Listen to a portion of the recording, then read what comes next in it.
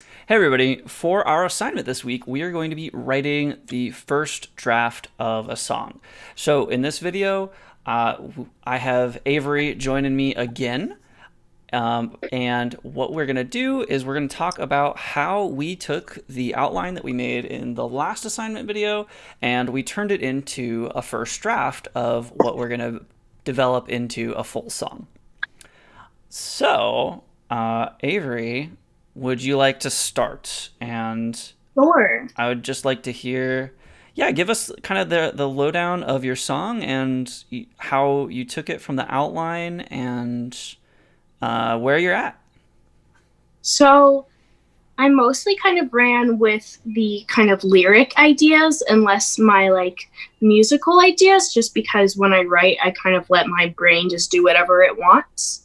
And I just have like two verses, pre-chorus and a chorus, just played around with a bunch of different chord combinations and stuff.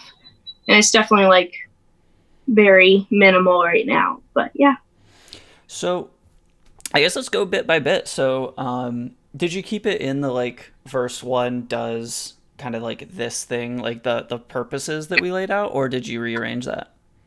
I kind of did and kind of didn't. I rearranged it a bit, but I still tried to keep the motifs we were talking about. So staring into nothing, being pulled into the ocean, and like that. Mm-hmm. But I really changed. I added a pre-chorus, and I really changed the chorus to, instead of being just the emotions, to actually fitting being more about the ocean itself. Mm-hmm. Do you want to play that a bit? Sure. Cool. If you want to stop in some places and explain something, this is not a performance, right? This is showing your thoughts.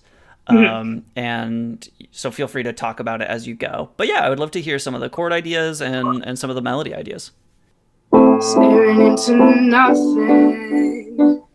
Close my eyes, I'm crying again. Wanna love you madly, but I'm hurt. Sorry, that I break your heart so badly. Everything I touch, I erode into dust. Everything I want, I drown inside my heart. Like the ocean, tides go by.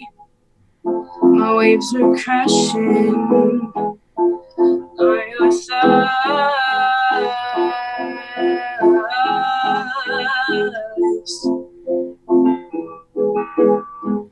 Hurt you so badly for 2 years, didn't even know.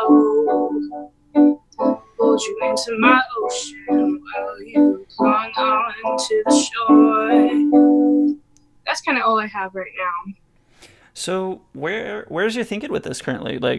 When you take this into the second draft or more final versions of this, what are you hoping to do? Do you have any spots that you're looking?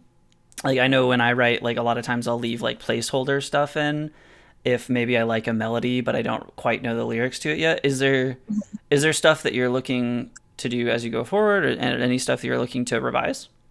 In general, the lyrics in general, I feel are very obvious, and I kind of want to work on them being less obvious, if that makes sense. Mm-hmm. When I play it, I'm wow, that's the easiest way to say this, but is there anything more interesting, a better way to say it? Mm-hmm. And obviously, my piano is just chords right now, and I have a few ideas of what I want to do with the piano, but I haven't really come up with anything that is both stands by itself and fits in with the melody and the chorus. Mm-hmm. I mean, the melody and the lyrics. So I want to work on that. But I kind of like the chord combinations. What do you think? I like that B minor over D chord. I think that's really cool. Yeah, that's cool. No, I agree. I think you have a really good start. You're aware of what I was going to say is that it is, being obvious and kind of saying what you mean is not bad. But if that's something that you want to change, that's something that, yeah, I think you could definitely put some work on. The lyrics I like the most are the pre-chorus and the chorus. The verses, I hate the second verse I wrote. And the first one, I like the ideas. I want them to be more complex because I think I write basic lyrics when I don't know what to say, but when I really go into them and write better ones, I like complex lyrics. So The last question I want to ask is like, what did you learn about this song as you were writing it? Like, did your perception of what the song is change after you kind of got in there? it definitely did. And I kind of like rewrote it a few times because when I started writing it, I fell into like the same cookie cutter songs I always write, which is like, oh, my life is so hard. The person I'm talking about is the one who's like at fault, blah, blah, blah. But obviously, like in the chart that we talked about earlier, that's not what the song was about. So I kind of had to go back and reimagine it as like the person singing it being the toxic one. And that kind of like changed my whole view of the song in general. Mm-hmm. So it was just, for me, I had to like remind myself of this storyline because I like to write in the same storyline, which isn't helpful. Like it's good to have a new storyline kind of, to write in. That was like a big thing of just thinking about the relationship I'm writing about. Who is the person singing? Who is she singing about? Why is she the toxic one? Or they the toxic one? What happened in this relationship? What type of relationship it was?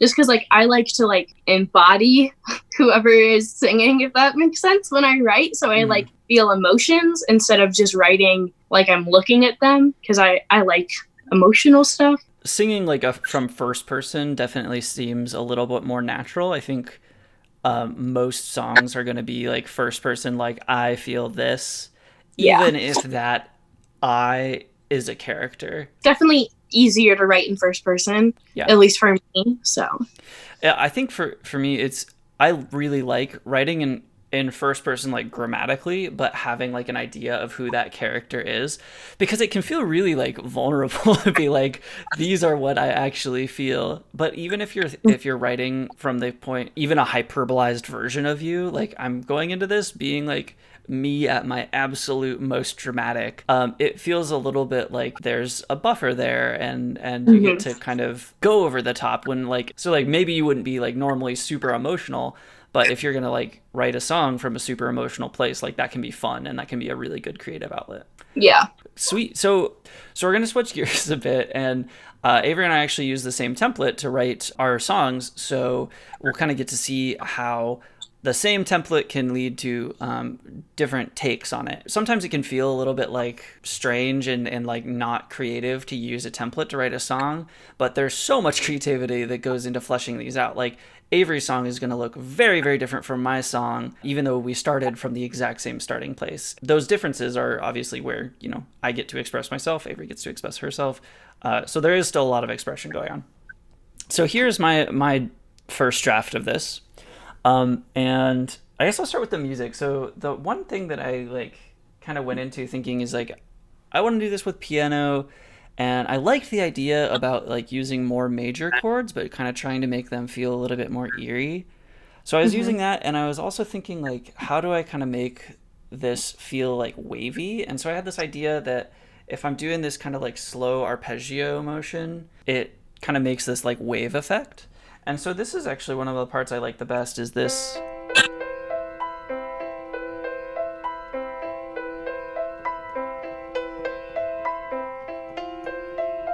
That piano part that I came up with, I really like. So I've got this verse that really, it's kind of just setting up the scene. So it's like, if I'm here, I'm looking out. If I'm here, then I'm without my anchor. So basically trying to establish like, this is a place that this character comes to when they're upset and feeling adrift, and they just come out to look at the ocean, breathing in the salted air, stinging wind can't stop my stare, I'm frozen. So it's like, again, it's more establishing the scene. They're on the ocean, you know, even though it's kind of like maybe a windy day or kind of like a not great day to be at the beach, you know, that's still where they are, and they're physically cold because the wind is blowing, but then they're also like emotionally distant. Then going on to the pre-chorus, I actually didn't intend to write a pre-chorus. I actually had this started as like kind of an extension of the verse, and then I realized that it just kind of made more sense if it was like this recurring thing. So I have this line, the you never said anything about who I'd need to be. I don't love that lyric, but I like the melody that I came up with it. So it's in there as a placeholder just because it has Hmm. the right amount of syllables, but I don't particularly like it. I like its meaning though, telling me who I'm supposed to be to you, that kind of idea. I guess why I didn't like it is that like so like you were saying that like song is kind of like an admission that the character understands that they're like a little bit the toxic one. And that line felt a little bit like in contrary to that like it was kind of still like this is your fault because I didn't have the right expectations. That's true. So Yeah. I didn't love that. I do really like the now it's just waves crashing over me because I like that feeling of where you like you know you made a mistake and then you're just like kind of sitting in it just like Hmm. getting hit with like the realization of the mistake you made over and over again. And the chorus, I just wanted to keep it like super simple. So like when you're in that like regretful state, you know, you're not thinking eloquently. Like your brain's just kind of like on loop. And so I wanted to get that like it's all my fault, it's all my fault, it's all my fault, it's all my fault. Melodically, that's a little simple. So I want something in the middle of those, but I don't quite know what to do with those yet. I'm still figuring that out. But yeah, that's kind of where I'm at lyrically. I think so. I still have verse 2, I still have verse 3 to work on, but as of now, I kind of feel like I'm going to stick to the plan. So I actually went ahead and made a demo. I very much like hearing things as I work it out. So I made this in Soundtrap just to kind of hear it. It's definitely rough. It's a demo, but I do feel like I learned a lot while I was making this about kind of what melodies work and what don't. So I'm gonna play that and kind of let you guys hear that. If I'm here, I'm looking out. If I'm here, then I'm without my anchor. Breathing in the salted air, stinging wind can't stop my stare. I am frozen. You never said anything about the person that I need to be. Now it's all just waves crashing over me. It's all my fault.